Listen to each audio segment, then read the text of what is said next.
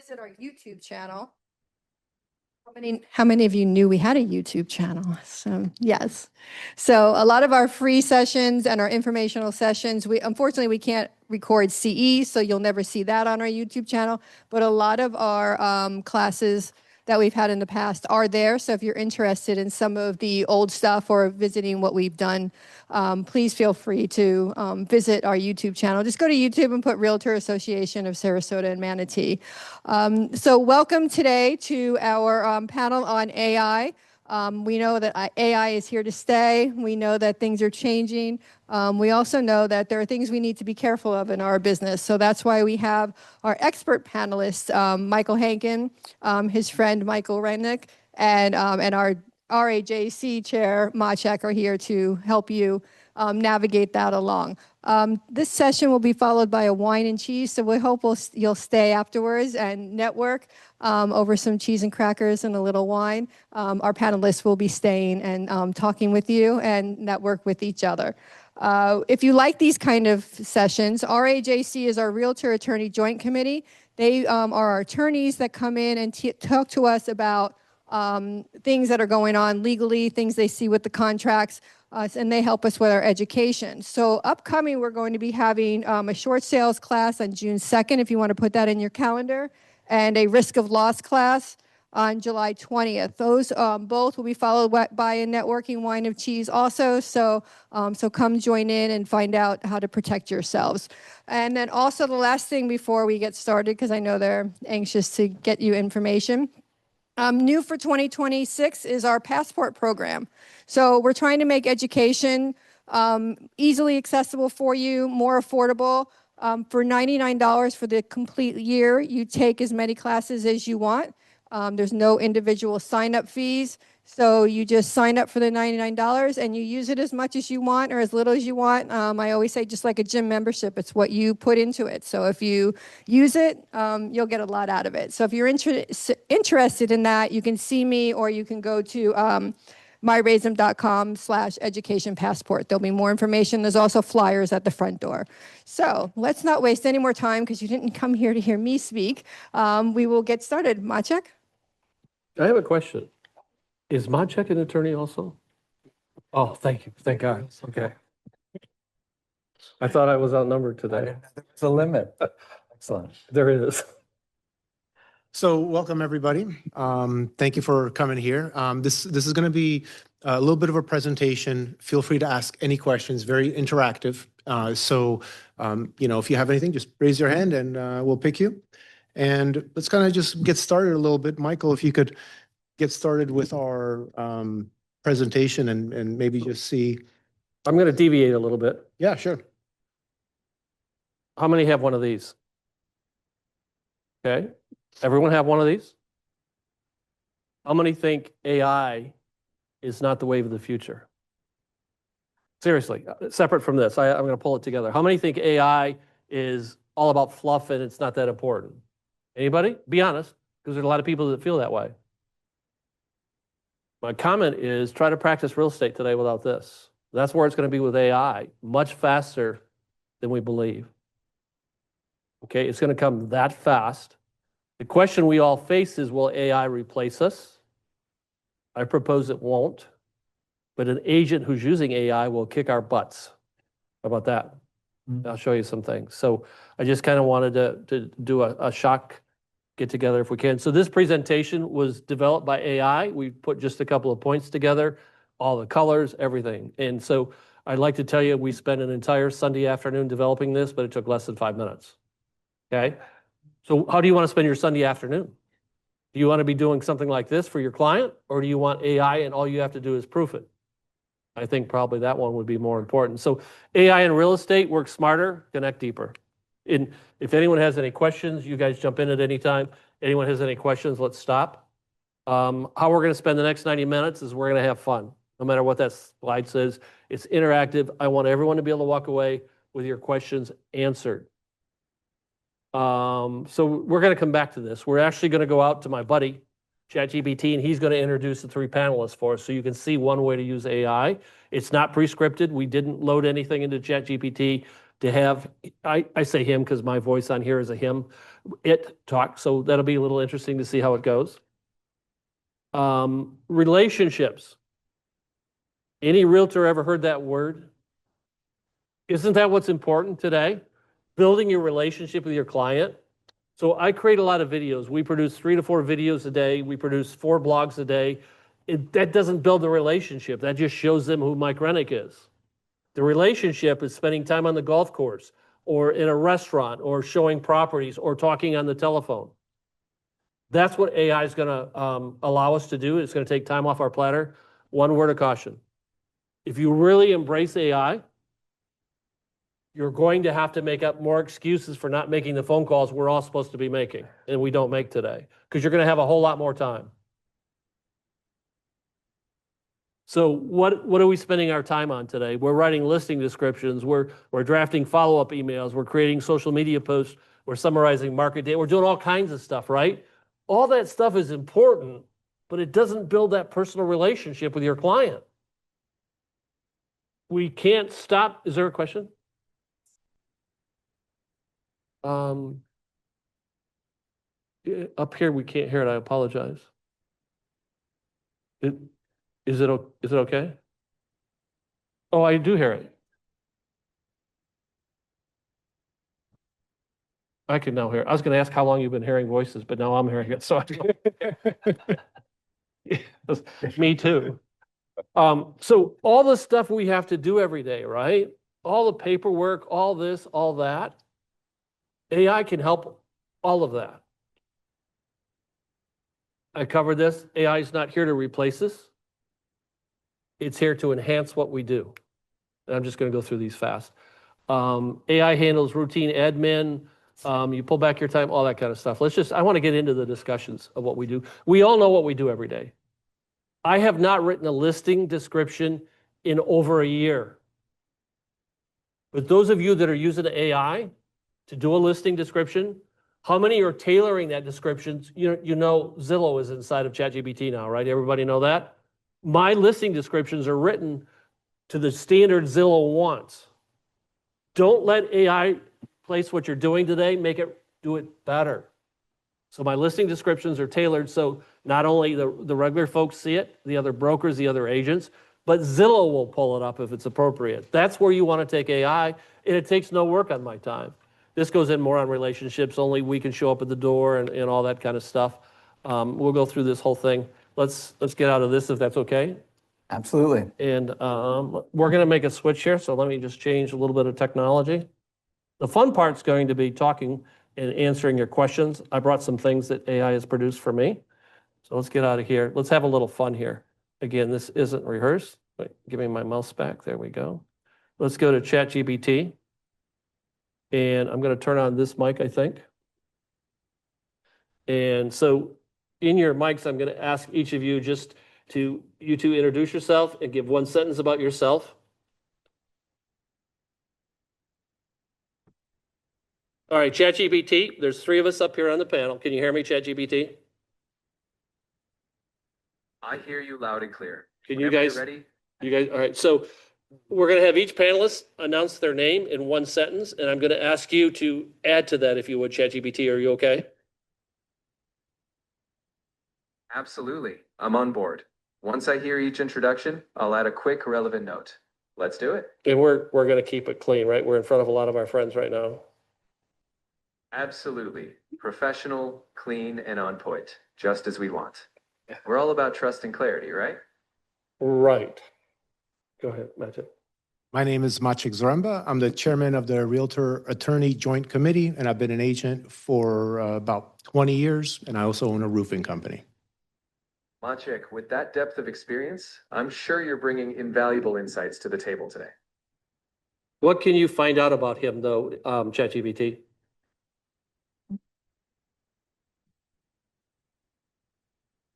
Maciek Zaremba is the vice chair of the Realtor Attorney Joint Committee at the Realtor Association of Sarasota and Manatee Counties. He brings both practical deal experience and legal expertise to the table. If you'd like more tailored introductions for different contexts, just let me know. Good job. Thank you. Michael. Good afternoon, ChatGPT. My name is Michael Hankin. I'm an attorney in Sarasota. Great to meet you, Michael. With your legal background, I'm sure you'll add a sharp perspective today. Oh, no, no, no, no. Go a little bit deeper, ChatGPT. Come on, you got to work.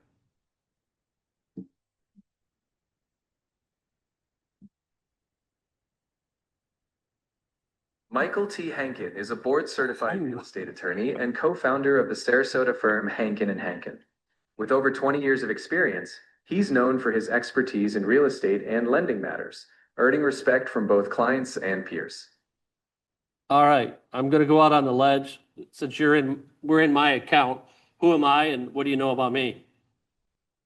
You're Michael Rennick, real estate broker and content strategist on Florida's West Coast, leading Team Rennick.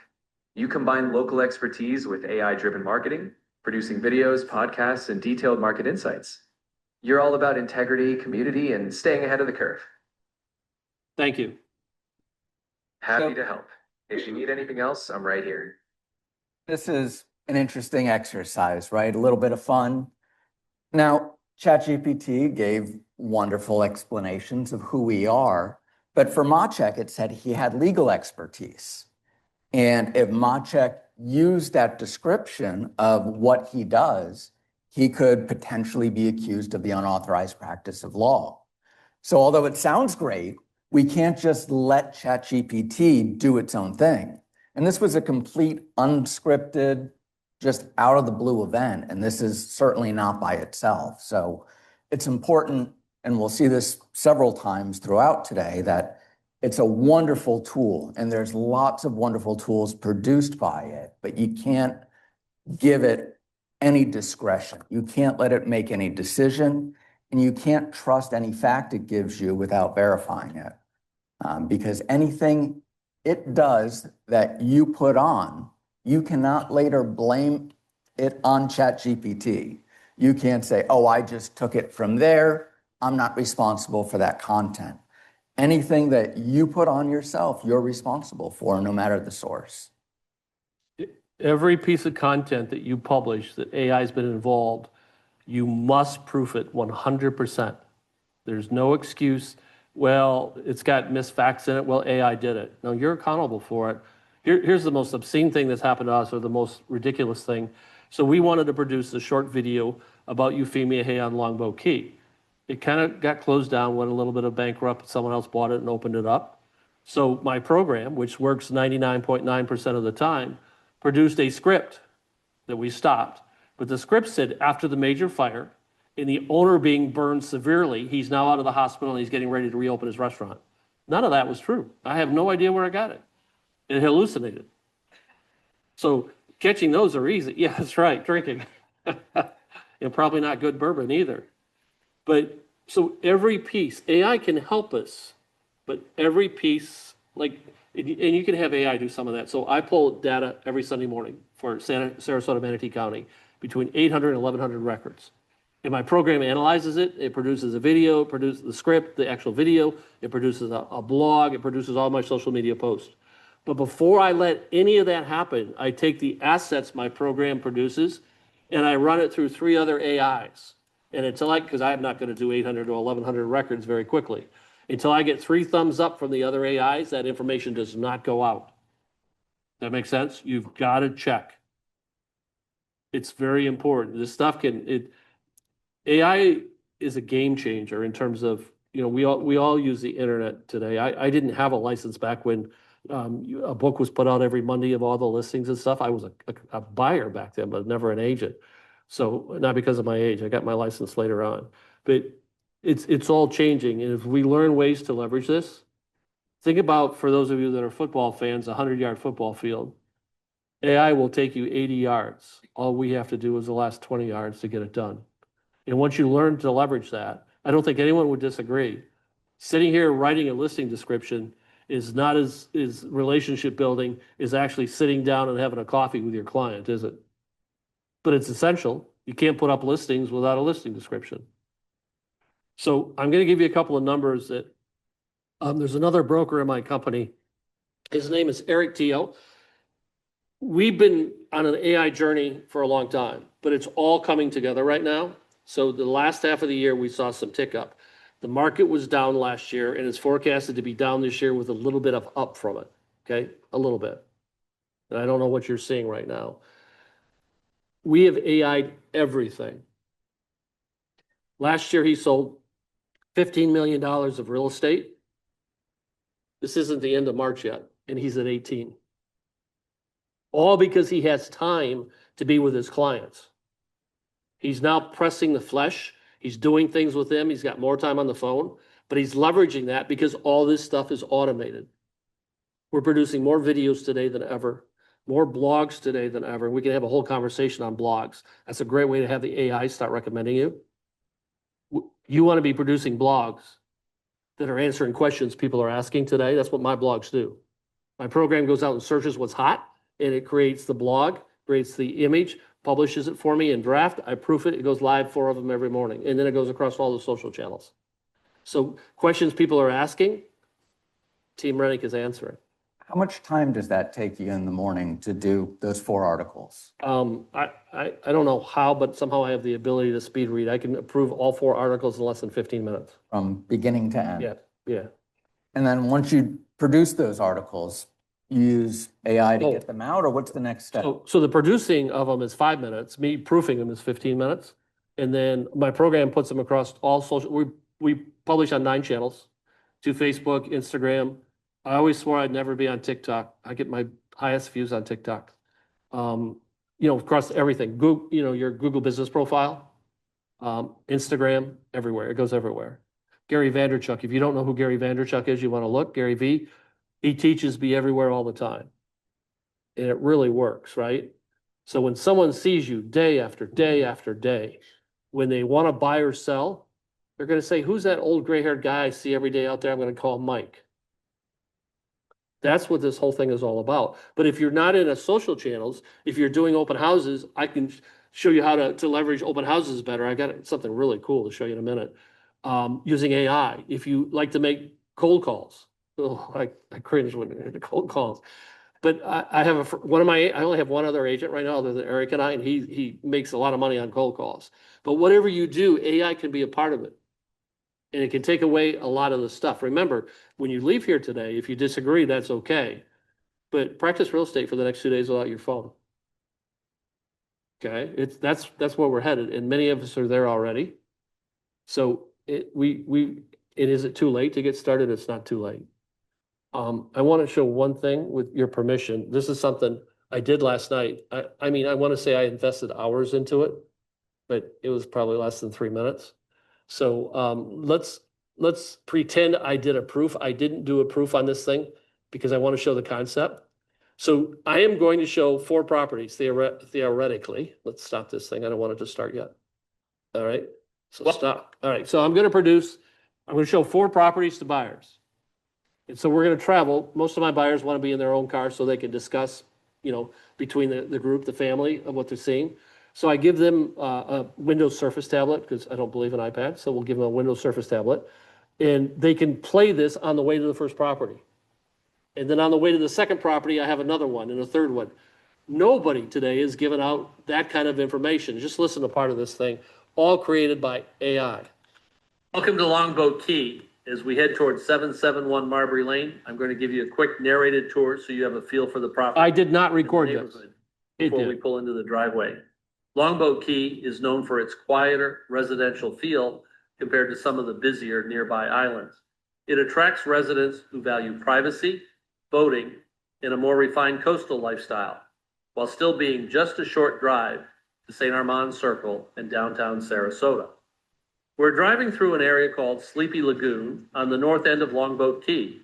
Most of the homes here are single family, and many are on canals or open water. You'll notice the homes are a mix of original elevated beach houses and more modernized or rebuilt properties.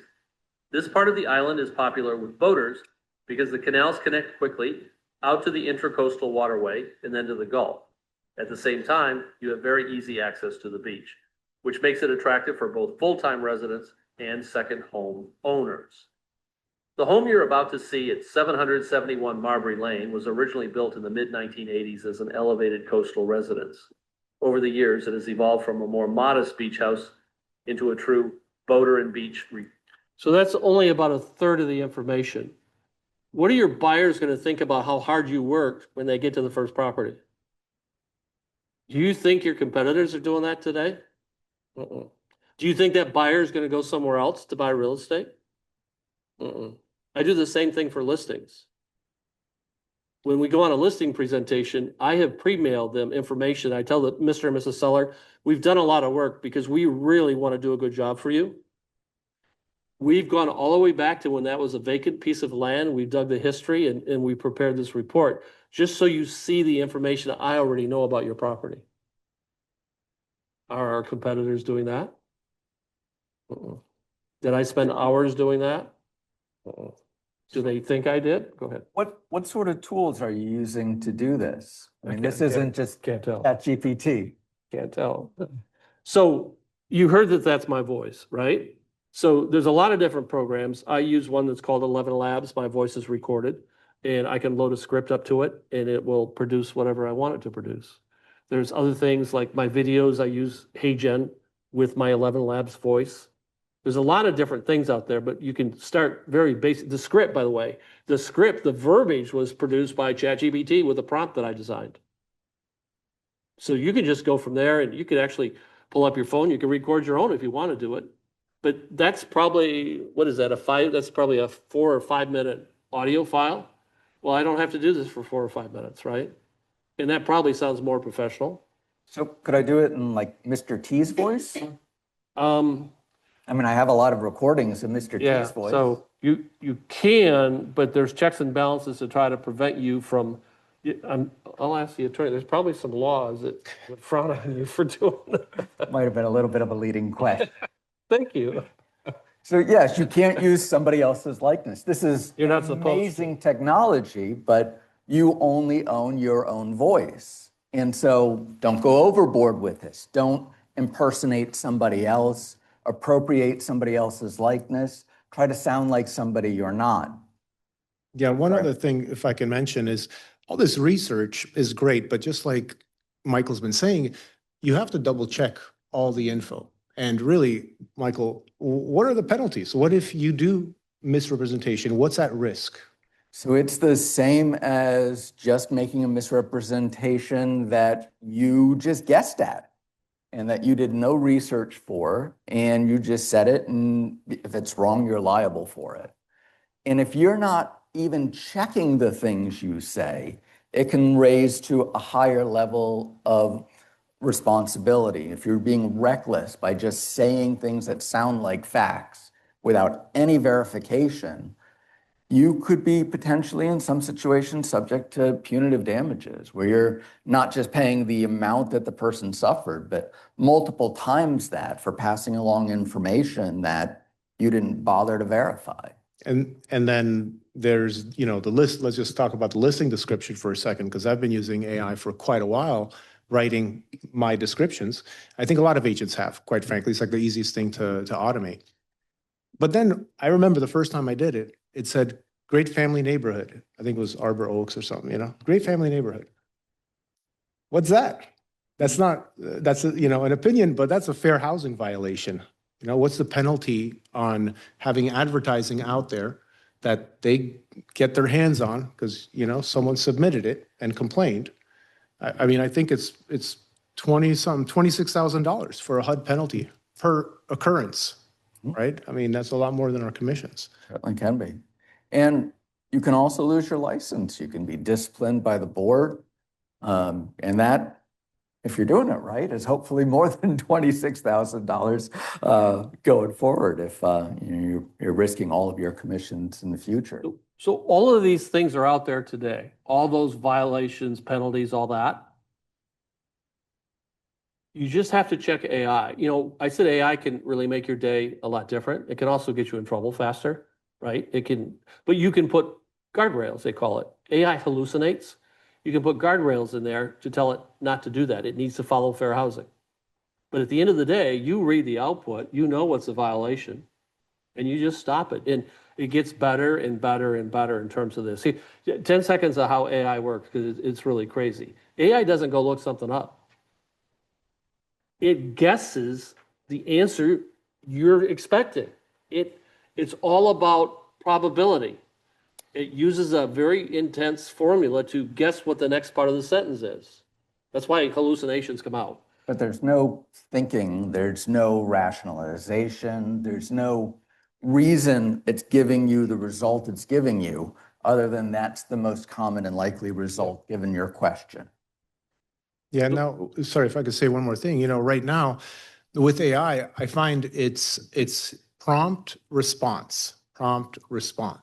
But just maybe a month and a half ago, we have these AI agents. I don't know if you guys heard of Claude or such tools where you now can create something much better. It's not just like, hey, here's my question and I get my answer.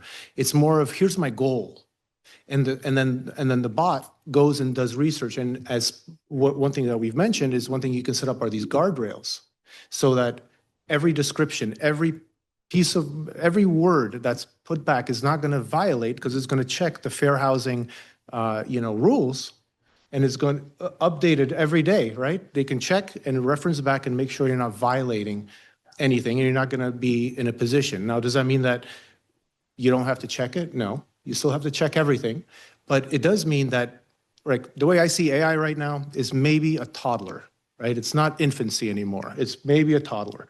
And I think these Claudes are going to, and even Claude AI is going to be just maybe like a 8-year-old, just a little bit older. But probably in about 5 years, I do think it's just going to be an AI enhanced agent. Wait till the AI hits the teenage years. Yeah, right. We'll be in trouble. That's right. Only thing we can be sure of is things are going to change. And so we have this cool tool, Mike. You use it to do these descriptions of the properties as you're seeing them. Is there other tools that people are using? Is there a cool AI tool that somebody's using that maybe you want to share with the rest of the group? So the latest thing out there right now is called Claude Cowork. And you can talk to it. It does a lot of things. So I'm big on social media. This dashboard where I can measure my results, probably spent 3 minutes getting it to design this dashboard. It goes out and pulls all of my metric. It's not done yet. I'm not happy with everything. But think about information, getting information quickly, right? It's about getting information on the home we want to list, or our buyer, what buyers would know, measuring my performance on social media.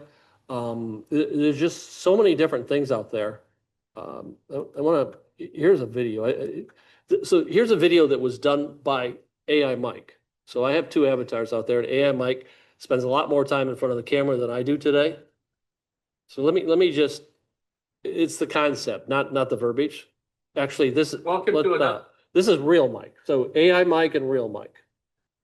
I haven't been in front of a camera in a long time. And I recently introduced a new series called, what did I call it? Florida Real Estate Michael's Way. A friend of mine in Dallas, she knows how big AI Mike is, and I'll show you AI Mike in a minute. So she called me and says, does AI Mike know that you're back in front of the camera? And I said, well, I'm not going to tell. Are you going to tell? So, but I'll show you AI Mike in a second. But I want to play this part of it because this script was written by AI, knowing how I practice real estate. Another edition of Florida Real Estate Michael's Way. Hi, everyone. My name is Michael Rennick. I hold a Florida broker's real estate license. Today, I want to talk about Team Rennick's pricing strategy. When homeowners prepare to sell their property, one of the most important decisions they face is the pricing. And many people assume the strategy is simple. Start high, negotiate downward. But in today's market, that approach often works against the seller. Buyer attention is strongest during the first few weeks of property hits the market. That's when serious buyers, active agents, and online search alerts all converge. So that's about a 90-second video written by AI, mirroring the practices it knows how I practice real estate. And I think at Team Rennick, we do some things differently. Hours and hours of research and preparation, and being a small 2-person team, we own the company, we own Team Rennick. It allows us to do what we think is right. We're not under some standard that was designed to be a national basis. We can do what's right for our part of Florida. So, but that thing is also on my blog. That is also on 9 social channels. And so far I've created 69 of those, and I probably spent less than 2 hours. 69 of those things. Now I want to show you AI Mike because he's the one that's out there all the time. AI Mike hasn't figured out I'm still drawing the paycheck. He's not, but we're not going to tell him about Ever that. tried to take a boat from Sarasota Bay out to the Gulf through New Pass?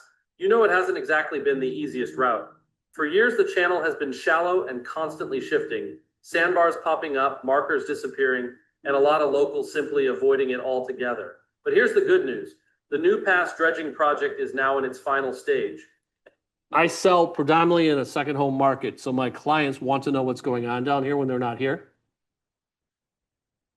I had nothing to do with that video. They don't care. I get 10,000 or more views on these things on TikTok. They don't care.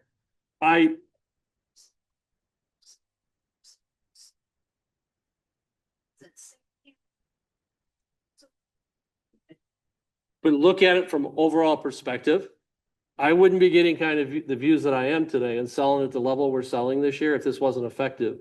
I had a checkup with my lung specialist a couple of months ago, and he's also a friend of mine. And he complimented me on the videos, and I told him that's not me. He made me take my phone out of my pocket and play a video. He did not believe me. It's the information the clients want, right? It's the data. They want to know what the heck's going on. And so because AI Mike is out there all the time, we're producing, again, 3 to 4 of these things a day, 6, 7 days a week. And it's so, here's all the work that goes into it. We see an article. There's an article on the internet. I grab the web address. So in the old days, I'd have to internalize the article, learn it. I'd have to write the script.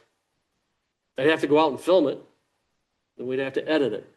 4 or 5 hours for one video. Today, I grab that web page URL, I put it in my program, this is what comes out. 30 seconds, done. Check it, we got to make sure it's accurate. But it's producing, and again, social media isn't the only thing, it's what I focus on because that's what I like. But people love this stuff. AI is going to get better and better. You won't be able to, most people can't tell today that's AI Mike. And you can change hand movements, you can do whatever you kind of want to do with this thing. I can show you another one that has no hand movements where I'm setting in a fake office. And it's given every Sunday morning, we produce the market stats. And that's a different AI Mike that does that kind of stuff, and it's all automated. So good point. I love what you brought up, but they don't care.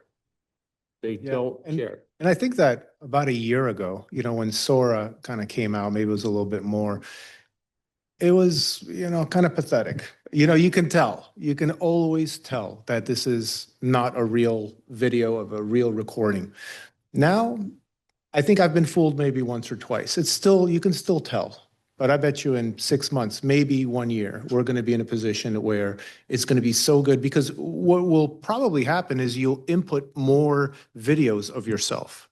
And then they're going to have more, source material of you, more, which is like, see how I talk? This is just how I talk. So my video is going to have that. But some people are like stiff and, just barely any facial movements. So their videos are going to be more like that.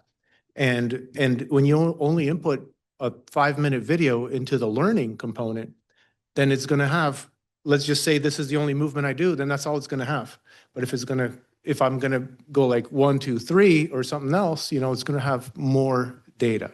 So right now, like I said, it's a 6-year-old, Yes, we have a question in the back. Welcome. Let me stop this, sorry. I wanted to just show another version of it. Go ahead.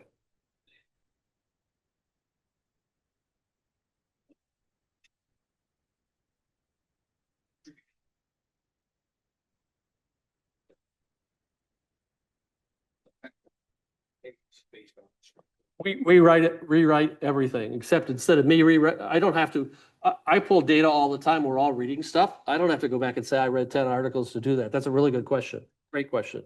But I'm not paraphrasing. Go ahead. I didn't mean to interrupt you. So for the people who are maybe watching the video afterwards who didn't hear the question, if you could repeat the question.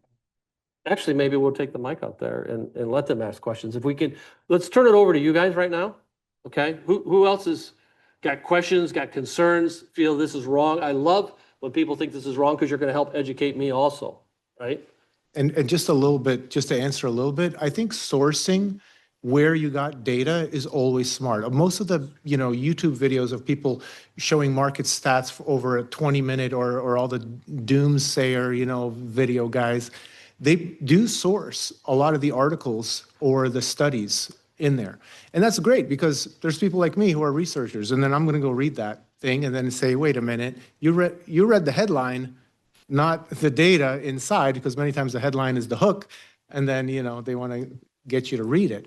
So I think it's important because at least it's a little bit of a CYA, on your end, but some stuff is hard,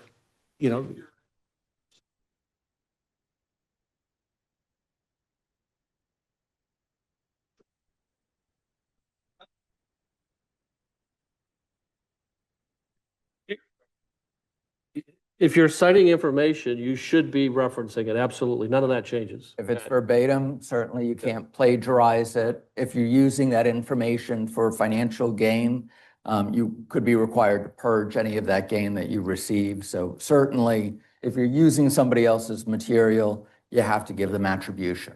But to learn that there's a new restaurant opening on Longboat Key and reading one or two articles, and then I go out and I put it in my own words, I'm completely clean on that. Good point. This is the website that's built every Saturday and Sunday for Manatee County, and it's showing the metrics I designed. But every Sunday we go live with active listings, pending listings, pricing, time on the market, activity by city. We break it into different segments, and we go on. And again, this thing is published once a week. My clients want me to know the market. They don't care how long it takes me to get there, right? So now I get there in a matter of minutes.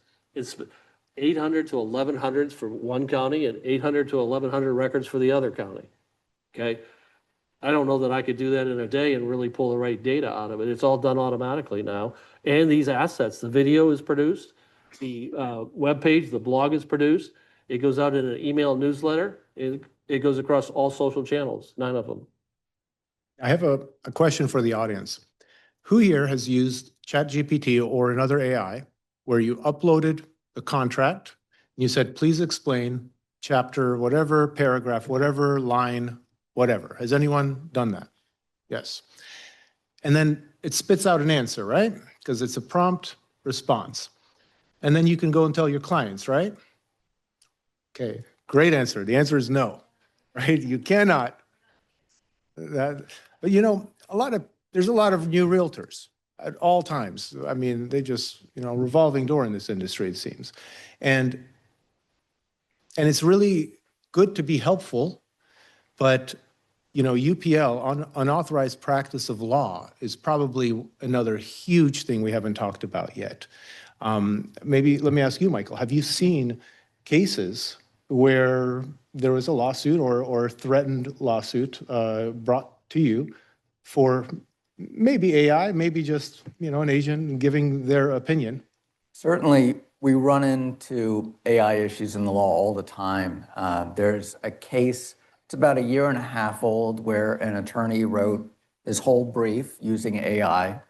AI invented cases that didn't exist, invented citations that didn't exist, or used citations to cases that said the complete opposite and came to the exact, just invented conclusions.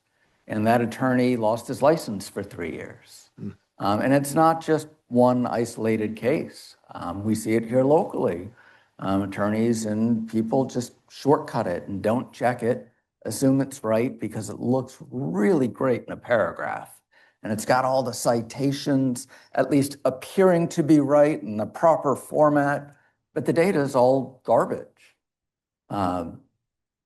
Some of what I do as a real estate attorney is represent municipalities, and it's one of the few areas of work that is public, so it's not attorney-client privilege because it's all government in the sunshine regulated. So a municipality I represented was looking at changing a name of a major road that ran through it. And What would that name be, Michael? this, of course, was Longboat. And the road was? It was Gulf of Mexico, and they Drive. wanted it to be what? I'm sorry. There were several different competing options. I live on Longboat. We went through that. As special real estate counsel, I was tasked with researching what effect a name change of a major road like that would have on the titles to property. And it's one of those things where you're trying to prove a negative, right? You're trying to see if this thing would have an effect. So if it doesn't have an effect, how do you prove there's no effect? So That's familiar the with president. statutes relating to roads and properties, and I did all the research that I could find, and I couldn't find any reason that it would affect titles to properties. It's actually used to be called something else prior to it being called Gulf of Mexico. So when they changed it, it didn't have an effect. And I, felt like I don't have a nail on the head. I don't have an absolute smoking gun of the answer that says there's no effect on it. So I said, I'll try ChatGPT. And I got 7 great reasons citing to statutes as to why it would not have an effect. All 7 were complete garbage, just fabricated. And had I passed any of those, I would have been really embarrassed as that advice was read loud in front of a town commission. But that's just one random example. And all 7 answers I got from ChatGPT were wrong. So I have a question then. Is it okay then for an agent to give the instruction to their client to AI if they're not willing to spend money on getting your advice, but just say, hey, take this prompt, take this file, upload it, paste it, and read it and figure it out. Is that okay? I wouldn't be any part of that process. Exactly. You can do that one time, right? Yeah. If you want to let them use your laptop to type it in, that's as far as I would say is okay. But yeah, you don't want to be a conduit of this information. If you're passing along any illegal information, you're essentially practicing law, which is a 3rd-degree felony in the state. Mhm. Which, if you don't mind your freedom and losing your license, okay, I'll come visit you. Who's using AI a lot today? Who would someone want to share what you're doing? Would someone mind? Can I get a volunteer? Oh, I get this. Sir in the back. I'll take this out. Oh, she's got a mic there. Okay. Oh, thanks, Denise.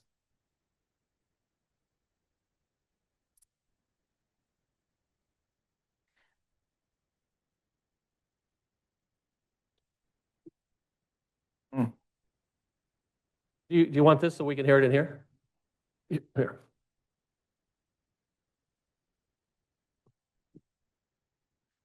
Oh, that's okay. Thank you.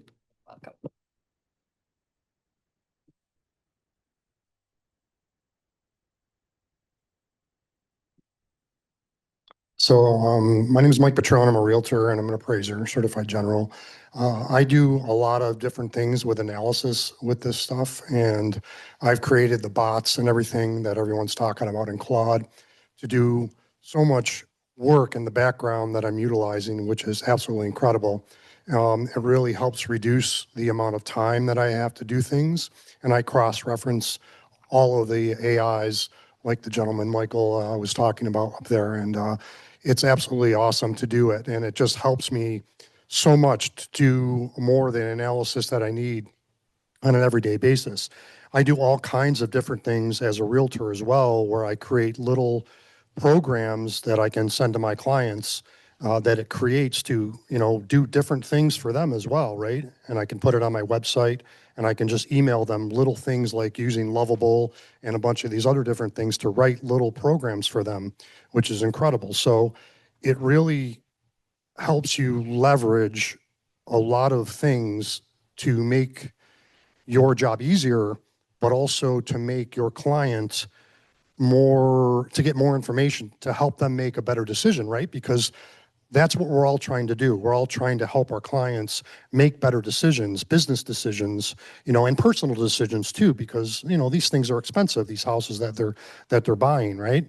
And they want to make sure they're doing the right thing. So I am really embracing this in so many ways. And I've been techie all my life, but this has really opened up a huge door for me and for everybody else in this room to really utilize this and leverage this tool to enhance your business. It's really scary at first for a lot of people that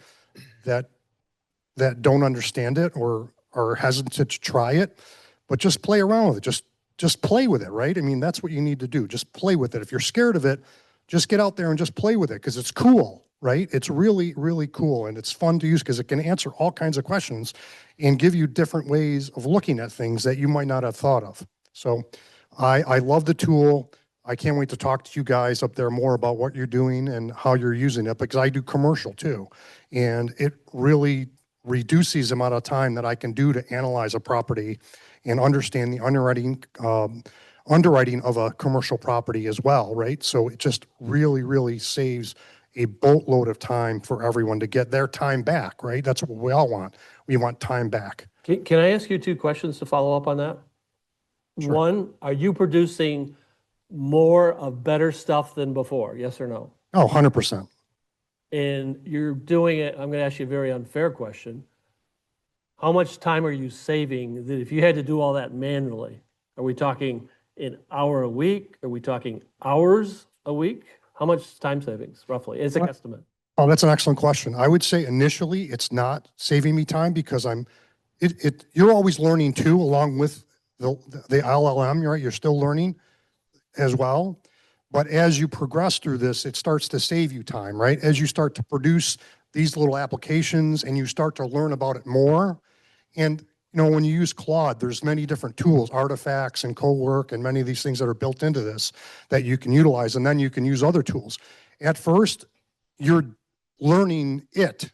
So it doesn't save you time. But as you progress through it, it saves me hours, literally hours upon hours. I'd say probably 10 hours a week, actually. And it's going to keep improving that more and more and more. I actually have Claude go out there and it can run, when I asked it to build my website, a website just to test it, and it can build it right along as it's doing it.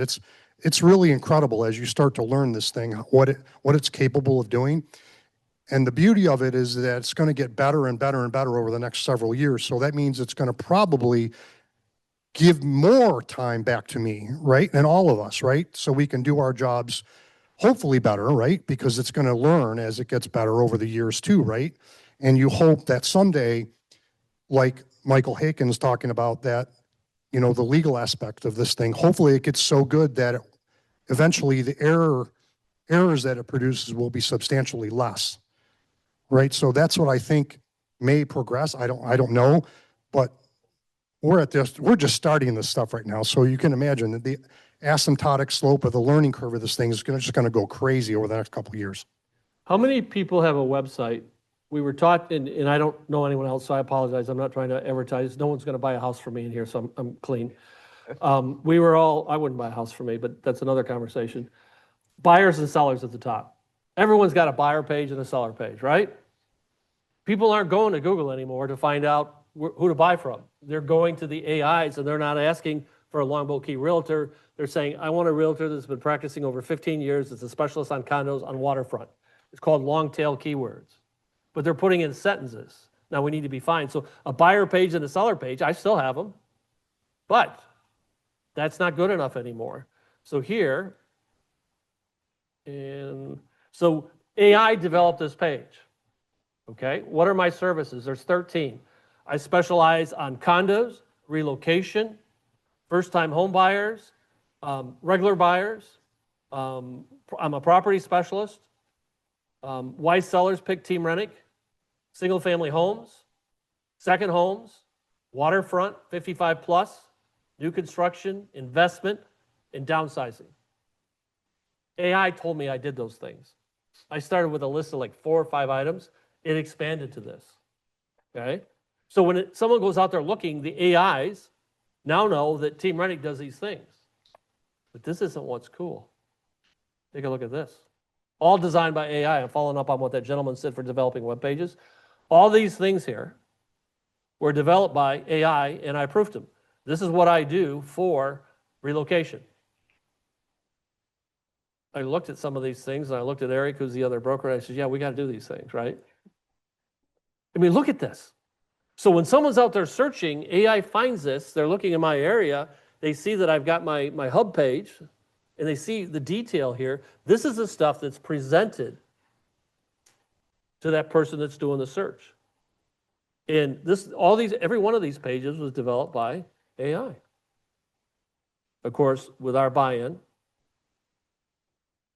very detailed framework, plan, all kinds of stuff. And there's a structure that it likes, like here. So to prove I'm legit, that it's not garbage out there, they can actually, and this is a big thing AI wants out there, they can click here and they can verify that there is a guy with that name that has a license in Florida. These are just different things now. This is the cost of doing business going forward. Sorry. Does that make sense? And how do you feel you're still in control of everything that has been created? This doesn't get published until I or Eric approves it. So you prove everything. You have 100%, yes, because these gentlemen here shared, like if we decide to go out and lie and it violates the Florida law, it could be a felony, right? AI could do the same thing. So you've got to look at everything, no exceptions. Since I have the mic, I have a quick question in regards to all the videos you produce, right? Using AI, we're also giving all our identity, or voice, or sound, or way of talking. Even me, if I start producing content, AI will at some point manage to speak the way I do, even if it's not usual, right? Yep. So, and what are the chances? Because most of people are using us because they trust us. No like and trust, right? So the key is for us to have them trust us. But if with using AI, I can be more and more represented without me knowing, and I can have scammer using my identity, voice, and so on to then impersonate me. So what's the council is thinking about that too? Very fair. There's guardrails. Do you know I could have just pushed a button on my phone and recorded you, and I could now, without using AI, I could create your voice. So it's not just AI. I want to be really clear about that. Those pitfalls could happen where people could impersonate us. I could take a photograph of anyone in here and turn it into a video. Go ahead. I didn't do that. I'm saying I could if but if maybe I misunderstood your question. The question is, could AI allow me to do it easier? Yeah, could I fake out a voice using AI? Yes. Could I fake out your voice without using AI? I could. That's the whole point I want to make. Yeah, and in general, if you have a social media profile, which I think every realtor does, you don't, okay? You know, you're putting yourself in the open, no matter what. Photos of your family, maybe you get tagged, or maybe your brother takes a picture of you and puts it online. And just from that photo, you can be cropped and someone can still impersonate you. There's no way to kind of block it in this year, you know, like in 2026. We're all out there somewhere. There's cameras everywhere. So your concern is something that I don't think there's, you know, unless all technology fails and like we're back to sticks and stones and farming, you know, I don't think there's a way to stop it anymore. Your identity can be stolen. And That's as it. this tool progresses and becomes better for us, it also becomes better for people who want to use it illegitimately. There's a lot of reports of people stealing a loved one's likeness, making a phone call saying, oh my gosh, I'm kidnapped.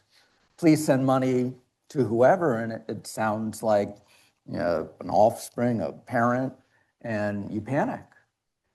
So what a lot of people have been doing with their families is coming up with a word that is kind of a family password, and is a good idea for safety. So if you ever get a call from a loved one, have them say, you know, punch buggy or whatever it is your family word is, and you know it's them. But there's a ton of those issues, and those are going to be out there, and we got to be careful not to throw out the wonderful benefits for the awful consequences that are going to come with any sort of progress.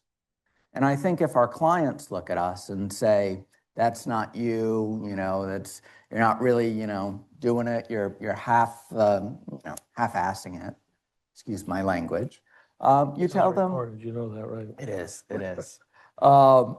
You tell them it's a tool. Everyone else out there is using it. And if your client doesn't like you having AI recreate your own likeness, you tell them I can either do one video that's me, or I can do 38 videos of your property across 9 different platforms, and it's only slightly less like me. And if most clients are going to want the greater exposure, and hope they, hopefully they can realize the benefit when you show them that this is really a benefit when used properly. I've never had a client say something negative about the video. I just haven't. I don't think it's impacted my sales. It's increased the reach. And I want to, Michael just made a lot of really good points, but I want to emphasize one. We as realtors, we can use all of that and not do this and let other realtors kick our butts, or we could leverage this technology the right way, be seen everywhere all the time. Take the stuff that we have to do that isn't building the relationship directly, get it done, and go build the relationships. So that's what I really think we need to do, and that's what we've been doing in terms of Team Rennick. There's a question in the back. Well, not really a question, but just to add to the trust level, there's a lot of scams going out there right now. And as you get out there and put yourself out there because of AI, because you can do a lot more of it, the scams have been increasing. I don't know if anybody noticed, but I get stuff all the time when I have listings and they want me to get on a Zoom call, right? And they want me to click on a Zoom call when they call me, right? So they want to get into my computer. So you need to be very careful and cognizant of this stuff. And just recently, I just had another scam, which was somebody reversed and went to my LinkedIn page, pulled all the data off the LinkedIn page, put that into a job description, said they worked for Colliers, right? Because I do appraisal work, and they created a job that was fake in Sarasota County that paid $300,000 to $450,000 in Sarasota County, right? So, and it was a lady's face that was created with the HR person that was at Colliers. It was actually her. So what I did was I reversed it. I took that data, I put that into AI, right, and asked the question, does this seem like it's fake? And it said, yes, this seems like it's fake. So what I did, because it was a Gmail account, obviously it's obviously something that's going on. So I knew that. I put the red flag up. And then I went back and I found her on the Colliers website, and I got her email address, and I copied all this information in there and I sent it to her. And I said, you need to really look into this, and you need to have LinkedIn, because this person had hundreds of different things that were on LinkedIn impersonating her as an HR person. So obviously you can see how this would cause serious problems for somebody if they went and believed this and did this kind of thing. So this is happening more and more, and all these guys up here know this as well, that it's going to get really, really prevalent because it's becoming stuff that you just can't even imagine how real it looks now. So, But a lot of that I can do without AI. I can clone a web page by right-click, copy, paste, and produce it. So those things happen. A 10-second story. So we got someone who called me, wanted to list a vacant piece of land on Longboat Key. And I went out there. I said, it's worth about $700,000. I want to list it, but I need to sell it really fast. I said, well, $699, $649, I think we can get it done quickly. He said, Mike, you don't understand. Fast. I want it listed for $399. Got it. Okay, not a problem. Let me go ahead and get the paperwork together. I'll get back to you. Well, I called an attorney. Can I tell it was your wife? Sure, she's the best attorney in the family. Yes. Well, I'll have to say that. So I called Shannon, and she did a quick investigation. Obviously, and by the way, the title or the deed on the county website, Macomb County, it was the north end of Longboat Key, said he owned it. It said he owned it. Okay. So I dilly-dallied around. I didn't do it. So all of a sudden, it's listed by the top real estate agent in Longboat Key. And I called him and it says, I'm just a little guy. It's not, and I know the guy really well. I said, it's not my job to tell you what to do, but the guy that called you that listed that doesn't own it. Came down like that. And what Shannon found out, because she really went into detail, what was interesting is the 3 pages of the deed or whatever it is, there was an attorney that signed it on each of the 3 pages, and the attorney's name was spelled differently on all 3 pages. And the woman that owned it was in Connecticut, had no idea what was going on. AI didn't have anything to do with that. So that stuff is out there. You get an email, click on this thing, and it introduces a virus. That all happened before AI. AI can make it easier. But what I encourage you to stay competitive is look at how you can use it to do the right things. Could I run a class and teach you how to use it the wrong way? I can. I won't, but I can. But I'd rather be part of a group that decides how to use this the right way and have an impact on your sales. There's no excuse why my number today is what it is, other than AI has finally taken over. The market didn't go up 500%. Okay, it didn't. I'm not doing anything different than we started building all this stuff, except we're spending more time with our clients. It does work. Okay, these fears that we all have, I respect every one of them because we had it when the internet got invented, right? I was, for North America, appointed at General Motors, I retired from GM, as the emerging technology manager when the internet was kind of new. And I wasn't allowed to have internet access at General Motors. It went up to our CIO to get special permission so Mike Rennick could access the internet through the GM portal. He finally gave it to me. Every employee today has internet access. Now, I haven't been at GM in a lot of years, and I'm wondering if they're doing the same thing with AI. Because AI can help educators, AI can, they talk about students cheating all the time. That's a weak professor. If I was back teaching grad school, I'd be teaching my students how to use AI to learn, and I'd be designing the project so AI couldn't get them the A. And it's real simple how to do that. But think about having a personal assistant as a college student available 24/7. Think about it as a real estate agent. I have strategic conversations with AI on my phone all the time. You can load ChatGPT and you can talk, and it does all kinds of stuff. And how we invented that page with all those things that it did, that I have my 13 services, that was through a strategic conversation that I had with AI. It can help move you forward. But there could be a lot of fear, a lot of trepidation. Where do I start? First of all, the question is it too late? No, it's not too late. We need to begin by getting involved in some kind of a group, getting someone to help us. Reach out to your team. If you're part of a team, reach out to your broker, see if he or she can help you with kind of stuff like that. I'm willing to sit down with each one of you. If you want to take a card, I'm not selling you a thing, and want to spend an hour talking about AI in your particular business, I'd be happy to do that. No cost. I'm not going to sell you anything. Okay? This is what I do. I love doing this kind of stuff. I retired after 31 years at General Motors, 9 years as an educator at the graduate level, and now when I can get in front of real estate agents, my first time talking to real estate agents was in San Diego in January of 2020. 6 years ago, just before the pandemic hit. Okay? And it's moving a lot faster today than it was back 6 years ago. So all these things can be a benefit to us. Who's got a unique way of using AI today or something we haven't talked about? I have one. Do it. What do you got? You can pull up the site, Okay? newconstructioncommunities.com. So I can't spell. do your New, best. new construction. Hang on. Communities.com. So what I did is I tour new construction communities just to see what's going on everywhere. And we got a lot, by the way. And I created a spreadsheet. This is probably a year ago of what's being built, price points and certain metrics in there. Does it have a community pool, single family homes, townhouses? What's going on there?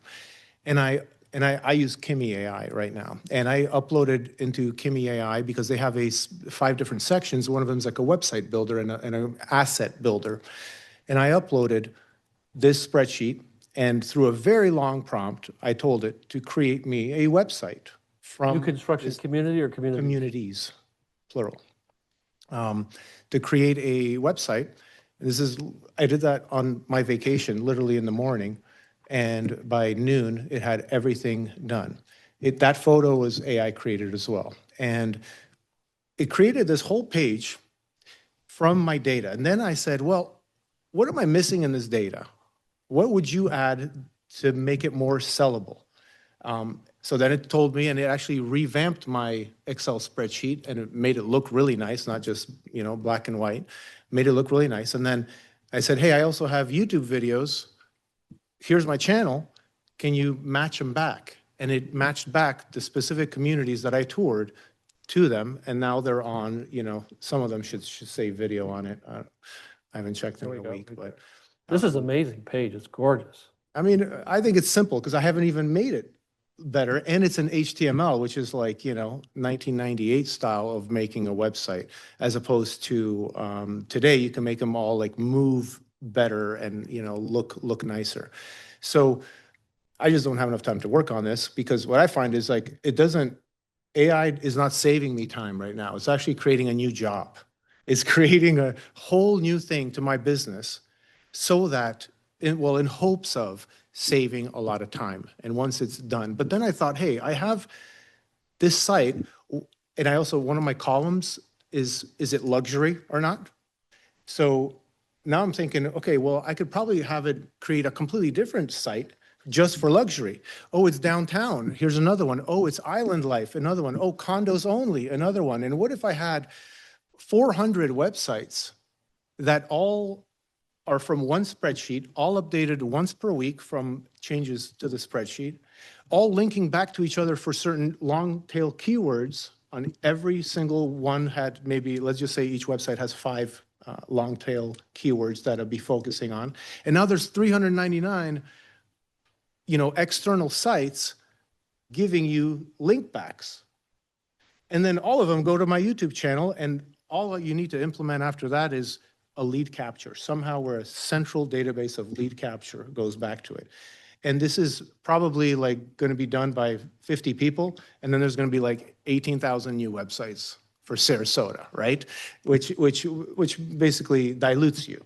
But it's just like a little idea that I'm working on to because I love selling new construction. They sell themselves, they look beautiful, no deferred maintenance, and they pay us sometimes more than 3% even. So it's like a really good product to sell. And, it's nice to live in a brand new home. Like for the buyer, it's a good thing. Plus the incentives. I mean, we all know what's so good about new construction. But you did all of this All of by this. AI, right? Literally 30 minutes of at that. prompting back and forth, Look at that. and then I walked away. That was manual. I did that a year and a half ago. Yeah, I fed.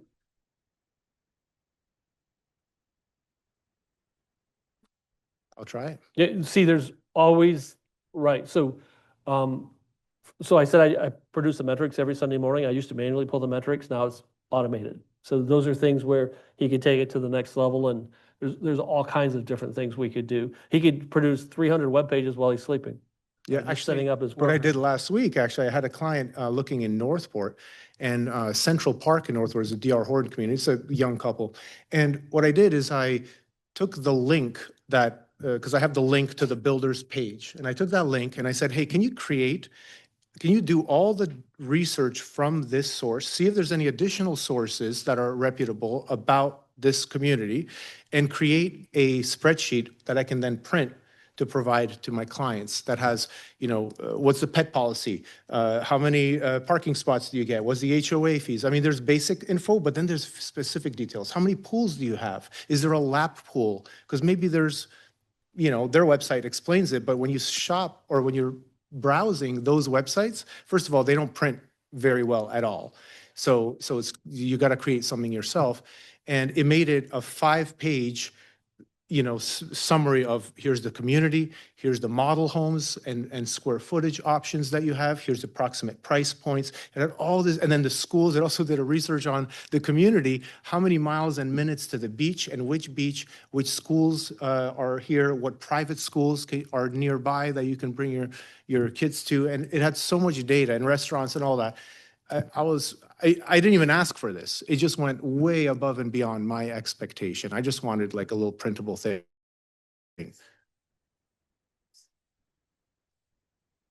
Probably, yeah. I mean, it pulls whatever, if you give it where to pull from, then it'll take longer because there's more data that it's sifting through and organizing.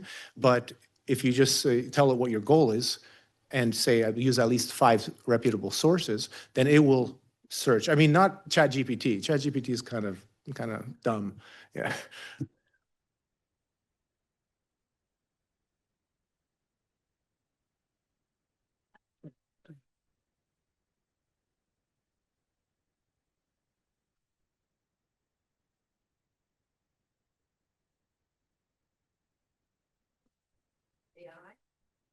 Yes. So the question was, let's just repeat the question since we don't have a mic, but the question was, can AI find, the local feel, are people friendly? What is the general vibe, right, of this area, this community, or maybe this city? I'm sorry, go ahead, Michael, what were you going to say? I would give the same answer today that I would give before AI. The best way to do is come back this evening without your realtor, walk around and meet the neighbors. Same kind of thing. They can get a feel that way. I'd be nervous. I wouldn't answer the question, is it, even the neighborhood I live in, is it friendly? Because I may define friendly different, right? It's a predominantly older community. So if someone wants to buy in at 26, would they find the same level of friendliness that I would? Maybe not. If you own a dog through the emotional support program, it's not going to be as friendly as someone that doesn't own a dog, right? So I wouldn't, I stay away from that kind of stuff, but I give them a tool where they can figure it out for themselves. And I love telling them, go back in the evening when people are out and stuff like that, talk to people, find out, and make the decision that's right for you. And when we're talking about these tools, there's two different types of tools that I think we're conflating. There's AI, which is computer systems attempting to use discretion to communicate, right, and give you answers. And then there's automations, which are things that you can make your systems, computer or otherwise, do automatically. So maybe you get an email from a client and you want to automatically email the person back, thanks so much for your email, I got it, I'm going to take a look at it, I'll get back to you immediately. You can set up an automation that does that automatically. Now, if you want to combine that automation with AI, you could have that email come in, AI reads the email, tries to come up with a custom response that is not so generic, writes that email, puts it in your draft folder, and now when you got that email, all you have to do is read it and hit send. And you've saved that amount of time. Is there a microphone? Oh, Hang on just 1 second. I know what you're about to say is going to be profound, and we want to capture that. we want to make sure other people hear it. That's right. I'm just trying to understand how to use this tool, right? Because I am one of these people that is I am not an early adopter. I'm not, and when I find a monk from the Tibetan hills of China speaking perfect English with no accent, I'm curious about it, and it hits my trust level, quite honestly. So I want to learn how to adopt it the right way to reinforce the trust. So I have a lead generation tool I've used for 10 years, and it does the automated response. I'm not available right now, but I will get back to you. And I do. And I have to go then to MLS and check, whatever the property is. So could I train AI or somehow utilize AI then to look at the MLS for me for that particular property? The question was simple. The lot was listed for $357,000, but it was really obscure the way that it was written, that it was the lot and not the new construction home that was going to be built on it. Now, we all know that you can't find $357,000 house on a canal in Sarasota County, but she doesn't know that. She's coming from another state. And could I have AI utilize that, do that check, and then when in a draft, and then go back and double check? In my website today, AI will address all those questions in real time. If they're online and they want to chat, Raya is the AI's agent's name. She will go out there in real time and address every one of them. We can also do the email kind of thing. So you hook in the AI then onto the website. I'm buying a service from a company called Wilopal. I don't get any money by sharing their name, but I've been a client of theirs for a long time. So their technology allows that to happen today. What's the name of the company? Wilopal. It's the last 5 letters of the word monopoly spelled backwards. And they do that because they're different. So it really is. And I was a coach for a year for those guys, national coach. But the tool, in fact, in 2020, when I was teaching AI, I was teaching their tools because that's all that was out there. So it can do, and then the question gets into, is she practicing real estate? They've had all the national lawyers go through this. It was all legal. They're doing it. So the answer is yes. And it's been out there for a long time, actually. Yeah, and I was also going to say that, using AI it could be just a gigantic project because there's so many things you can do and you don't, sometimes you don't know where to start. So a good starting point is, and I do recommend not going to ChatGPT. Just from my experience, I find Chat is better at, maybe, well, it's not as good for real estate. That's what I found. Because I used to use it.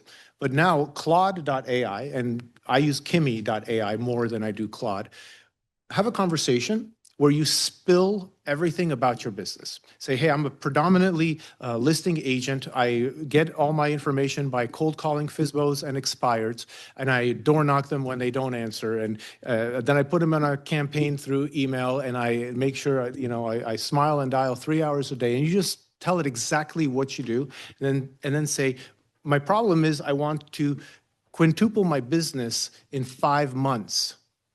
How would you solve that problem? What is the first thing to do? And then what's the second thing to do? And if you have a subscription, it's going to remember the conversations.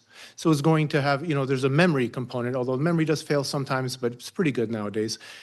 It will remember. So after you've implemented those two things, let's just say it took you a month, go back and then say, hey, I've implemented them. I want you to double check them. And also, I need the next 2 steps. What do I do? So instead of researching what can you do, let it tell you what to do. It's a little bit of a prompt response, but it's more of like a coach, right? It's kind of like if you brain dump everything, because I also have rentals, and I can tell it, hey, I have rentals. They take up too much of my time, and the return on time is not so good. What can I do about that? And maybe you have kids. My kids are adults, but tell it everything. And then say, what can I do with this goal in mind? How would you help me solve it? I don't think Chat's going to help you solve it. I think Claude is going to be a lot better at giving you actionable items and tell them, hey, I am computer savvy. I'm not computer savvy. Just brain dump as much as you can. It's really a good way to get easy, actionable steps that one by one you can implement. And because they almost turn out to be fully automated, right? Almost. You just have to check your work so that you're not publishing stuff and giving misrepresentation or unauthorized practice of law. See, you're hearing names like Claude, ChatGPT, there's Google Gemini, there's Perplexity, there's Microsoft has Copilot, there's all kinds of things. So he loves Claude, and I use Claude for programming. I use another AI to do some of the things he does. Is mine better? Probably not. Is it worse? Could be. But my goal, my message is pick one and start learning how to leverage it. He's recommending Claude. Go ahead. I use Claude all the time, but for a different reason. But pick one that you're comfortable. Always, always, always go with the free plan. Don't pay even $20 a month until you know there's going to be a return there. You can get a lot of stuff out of the free plan until you're comfortable with it. Probably the best piece of advice I can get, I never write a prompt. I never write a prompt. This is interesting. Mike sat me down probably a year ago, and I didn't really know anything about AI at the time, and said, tell me everything you know. It took 2 minutes. And well, really what he told me is that I don't know anything and to stop thinking that I know anything. So if you think you know how to write a prompt, you don't know how to write a prompt. Maybe you know how to ask ChatGPT how to write the perfect prompt. And maybe Claude can give you a better prompt for ChatGPT.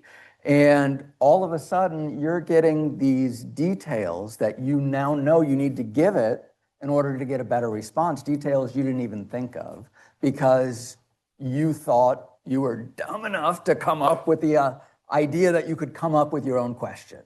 I ask it I verbalize, I want you to create an email that does this for my client. I want it to be a professional tone. I want a little bit of humor injected, but I want to make sure we focus on this property. Or I'll start a very rough draft of it, and I'll say, I want you to use this as a template, create a prompt I can use down the road every time to take it to the next level. Always, I ask the AI to write the prompts for me now. And then I ask for feedback. So I ask at the end of it, how could I have gotten a better response? What other information could you have given me to give me something more accurate? Google, we always treat as you ask a question, you get an answer because it's a one-time interaction. All of the large language models are learning from your last question and they become more contextual. So it's not question answer, it's the beginning of a conversation until you feel comfortable with at least a response you've gotten. You introduced a new terminology called large language model. You got to define that. Wow. You do it better than I do. It's AI. It's large language model is the technical term for AI. It's Google, it's ChatGPT, it's Google Gemini, it's Claude, all the above. That's what it is. I have a little different place where I got started. I was very leery doing anything with AI, so I really leaned into automations to begin with. And for me, that's helped me really streamline a lot of just cumbersome portions of my practice. And they don't have to be complicated. When you get an email, wouldn't it be great if it automatically went into a CRM without you having to remember to do that? Automations can do that. It can, without using AI, it can look at that, know, I'm going to look at the name of that I got this email from and their email address and put that in any number of CRMs that they're integrated with. And you don't have to worry because it's doing just the things you tell it, like a rote, non-thinking machine. And that's a wonderful place to get started. Now, you can add little portions of AI into that automation. So after maybe you get the email address and their name, if you set it up as an automation, maybe the next step is an email is written that welcomes them to your database and gets them excited for the next they're going to get over the next 2 years. Or whatever it is. Maybe it's a reminder that gets put in your calendar to follow up with the person in 2 weeks. And that business process, if you really drill down to what you do and what repetitive processes you take with each client, you can automate those. And then you're saving that little bit of time, but you're doing it over and over and over again. And that's how I got into it. I started with the automations, which I use a company called Zapier, Zapier. Mike, I think, uses 888.com. N8N. N8N, yeah. Oh, N8N, thank you. There's Microsoft has a platform called Power Apps. And there's a ton of others out there, but those are the biggest ones I know. And then AI gets peppered into there. So you get, it can write a custom email, or you can put that person's information in your database that they really love the views of walking on the beach at night. And then you might get a listing that matches. And AI can then try to use some discretion and say, hey, this looks perfect for that client. I've written them an email, attached this picture that I got from the listing, and I've written this description about how the walks on the beach are beautiful. And you've done nothing except review that. It's taken 0 time once you've set it up. And that's taking just a little bit of AI, peppering it into automation. So I don't want to belabor it, but automation for me was the logical place to start. Is there a microphone again? No. Oh, I'm sorry. I couldn't see you back there. Sorry about that. I was going to say, I think most people here are just starting out in AI. At least that's what I understand from the conversation and the questions. And you guys have been there. You're talking at a higher level than where they are. So I wanted to point out just a couple of things as I go through. I do a lot. I write a lot with it. There's a lot of great information there. And you're talking about how do you start? Doesn't matter which one. Pick one. I like chat. I use chat. I pay $20 a month. It gives me memory. It gives things in there. Start writing.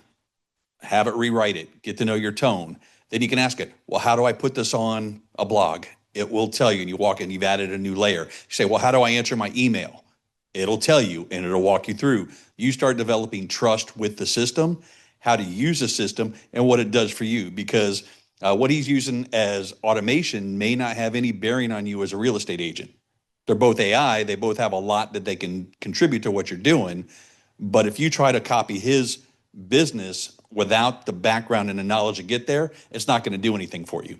If you're not trying to write a website, I mean, I think that's a fantastic idea, what you did, pulling for new construction communities. Gorgeous. That's brilliant. But if you're still working on having it rewrite your email or your newsletter, that's beyond you. And you're going to get frustrated. Start simple, write the thing. One of the things I've done, 2 things I've done, because you asked about what to do. I do a CMA in RPR. write it out. Maybe it's 3 homes and the home that my listing person wants to sell. I put it in there. I get 3 in there. I take that, print it off. I download that into chat. I say, review this, compare these houses to me. Show me why those houses are better. Show me what's worse about those houses. Give me a feedback. Write it in a letter that is easy to understand for a layperson who is not in real estate, and I attach that with it. And so it's given me an entire breakdown of everything that's in there, all the homes. I've done the work, so I know it's right. I know the valuations. I know everything's in there. It's based, I could be wrong, but it's my work. So when we talk about trust, I'm developing trust because I put that in there. If you look at the large language models as a VA or a virtual assistant to start with, just like you would with a secretary, hey, here's all my notes, rewrite these for me. And when they give it back, if you put it out there, that's your name on it. Yep. But you know what's in there and you know what you're looking for. Something else I just did was, if you've used Suno, which is a music AI, I had ChatGPT write the lyrics for a song for their 1-year anniversary of their home. I put that into Suno. It wrote a gospel-infused song with Motown overtones with those lyrics. That's amazing. And I sent it to them for their 1-year anniversary in their home. And she sent it back and said it brought tears to her eyes. I don't know if it's because it was so bad or because I touched her, but use it for creativity. There are so many things to do. If you lean on it as your assistant and not as your replacement, you're going to start going down the path and you'll wind up where these guys are now. And I would say, take a cool idea like that and add automation to it. Don't spend the time to do that, but set up a system where that's done automatically. So you finished your closing, you hit the button in the computer, you say, I closed today, put that in your system. In a year, create this video, song, email it to me for review, and then you're done. And you've now done it one time, but by adding the automation, you've done it for all your clients every time. Can I give you the secret sauce? Nothing else matters. I told you I taught grad school. So here's the answer to the final exam. Everyone tonight's got a homework assignment. You go back to ChatGPT tonight and say, I attended this webinar with, I can say 2 geeks because I know him well enough. I don't know this guy. So at least 2 geeks leading the webinar, and I didn't understand a whole lot. And I want to get started, but I don't know how. And watch what it does for you. Watch what it does. AI will lead you down a path. It will design a program to help you learn AI. And if it says something you don't understand, you go back and say, chat, I don't get it. I need more help. You got to do a better job. It will design your program for you. That's the bottom line here. That's the answer to the final exam. You pick one. They all will do a good job, and we'll get, so we like different ones better. And I use different AIs for different reasons. So if I'm writing a workflow or a program, I use chat. No, I don't. I use Claude. If I'm writing just an email, I like ChatGPT. If I want research, Perplexity is one of the ones that's got real-time access to search the web. Not all the other ones do. So I use them for different things. But just start on one tonight. ChatGPT is free, I think, to start, right? You can get a free account. Go out there. No one's got an excuse not to get started. And if it gives you 25 steps, say, whoa, let's talk about the first step and what do I do and how do I know when I got it done? Does that make sense? That's the secret sauce. That's the answer to the final exam. And if you're still here saying, how can I use this stuff? Ask yourself if you ever do the same thing on a transaction more than one time. And if the answer is yes, then this can provide benefit. Does, We have 2 more questions here. I just wanted to kind of try to understand how I can, utilize ChatGPT so I can stay, congruent to the law and not practice any type of non-descriptive, no lying on major platforms. I've run into some things where, I've been banned on Facebook, and it's been, a trudge to kind of get your stuff back, and it kind of leaves you vulnerable to other parties. And, there goes your time, trying to get that back. And I'm trying to understand how I can, I got it back now, but I'm trying to understand how I can go forward and stay,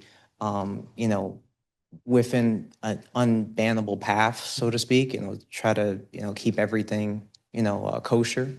And, try to, like the gentleman to the left said, not practice any type of fair housing issues and things like that. And I'm trying to prompt ChatGPT to do that more often. But my pattern of success is Let me interrupt for 1 second, because you just made a profound point. Ask ChatGPT, how do I ensure? Give me the words so I ensure everything you do from now on does not violate fair housing. How about that? Ask it to design its own guardrails, keep those words, and put it in there every time you ask it for something. Does that help? Yeah, of course. But my pathway to success is kind of like what his pathway is on level one. And I'm just trying to ask ChatGPT how I can get to the next step effectively. Use my time effectively. I don't want to fall into another pitfall like paying for leads and doing this, that, and the other, and it just kind of leads me into another ditch where it's kind of harder to get out. So using it as a crutch instead of a digging tool. I'm trying to kind of, get to where he is at and stay within the legal parameters. And you will. And new construction is the best because, it's like real estate porn. Everyone wants to look at it, gets your name out there. And yeah. But it doesn't matter what aspect. Ask ChatGPT to lay out the plan. Don't focus on the negative because the positive will come out. Put the guardrails on it. Tell it. It understands what fair housing constraints are. It knows that. And it'll follow that. Want to be respectful of everybody's time. Let's get this last question. Oh, yeah. If we could. And then. So my plan and keep question For everyone. to you three is, did you set up your platform individually? On the settings, we'll use ChatGPT, how it's got the specific settings on there. Did you actually set up your ChatGPT to tell it that you're a broker? Yeah, I did what I explained earlier, is I laid out everything that's going on in my life, and I really need to focus on this. How can you help? And it just started a snowball of ideas to simplify, because I feel that's what I need in my life. So, and with real estate, I hate dropping the ball with clients. So I explained how I run the business, where my ratios are, how many buyers and sellers, what I do. And so But you had a conversation with ChatGPT? yes, correct. Did you do it in your settings? What do you mean doing them? I just, When you set up your profile. Oh, did you set up your profile? no. Okay.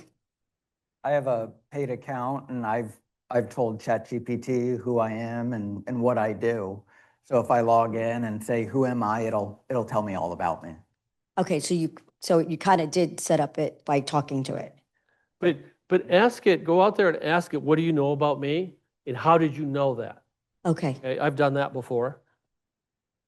Ask you, when you don't know something, you've got the answer person right there in Claude or ChatGPT or Perplexity or whatever. Ask it the question. I'm brand new. I'm petrified of this stuff. What do I do first? I'm unique. I'm a real estate agent that wants to be leveraging this for an advantage. Not all of us want to do that yet, right? Ask it. It'll help you. Again, not a commercial.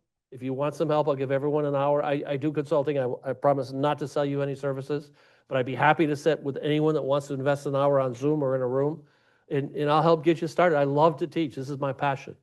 Yeah, and we're going to be sticking around for 30 minutes. I'm going to be here. Michael, you sticking around? Oh, Yeah, we're all sticking around. So if you guys want to chat about anything, let's enjoy some wine and cheese and crackers and do that. Free alcohol. Thank you, everybody. Good job, guys. Thank you. Thank you very much to Michael and Maciek. So the 3Ms, we appreciate them being here. They are, like they said, they're going to stay around. They're going to drink wine and have some cheese and crackers and some, we have fruit and vegetables back there.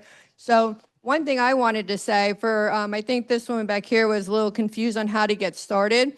What I did is I did Gemini, Claude,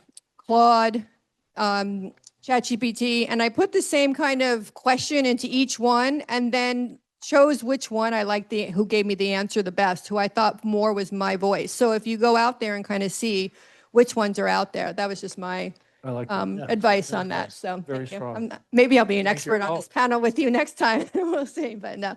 All right. So thank you everybody for being here. Please do not leave without eating and drinking and being merry. So thank you. Good job. Excellent.